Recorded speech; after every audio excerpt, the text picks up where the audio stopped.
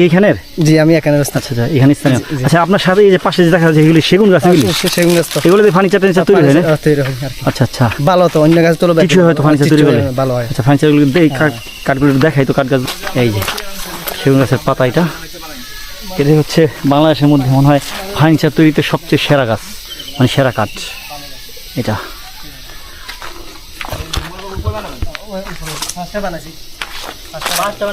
লোক আছে তো 30 জন আছে। কি ফার্নিচার বানান এগুলো থেকে? না না, জমঘর বানাইছে এখান থেকে নদীর ভিউ আর কি। এই সমস্ত গাছ কাটলে কি সরকার পারমিশন নিতে হয়? এটা সরকারি গাছ হচ্ছে, আমাদের নিজস্ব বাগান থাকলে আমরা কাটতে পারবো। ওইগুলো সরকারি গাছ? মানে এগুলি কোনো প্রকার পার্সোনাল না পাহাড়? না, পার্সোনাল আছে কিন্তু কাটতে পারে, কিন্তু এটা পার্সোনাল পাহাড়। পার্সোনাল কই কি পাহাড় তো লিজ নিতে পারে, কিন্তু পাহাড় কি পার্সোনাল হয়? না না, কিন্তু সরকারি, মানে সরকার আমাদেরকে দিয়ে ফেলাইছে, দিয়ে আছে আর কি। ওইটা লিজ নিয়ে আপনারা নিজে করছেন, ওইটা কেটে আপনারা গাছ ব্যবহার করতে গাছ পারেন। ব্যবহার করে রাখি। এই ছাড়া এগুলি কাটলে তো পুলিশে জানলে বা মামলা হয়ে যাবে। মামলাকে দিবে আর কি, মানে যদি সরকারকে বললে যদি আমরা আমার বাগান থেকে আমি এগুলা গাছ কাটবো, কিন্তু সরকার বলবে তো কাটে। সরকার যদি বাধা দেয় আমাদেরকে আর কাটতে পারবো না। বুঝতে পারছি। ঠিক আছে ভাই, ধন্যবাদ, একটা সুন্দর ইনফরমেশন জানালো।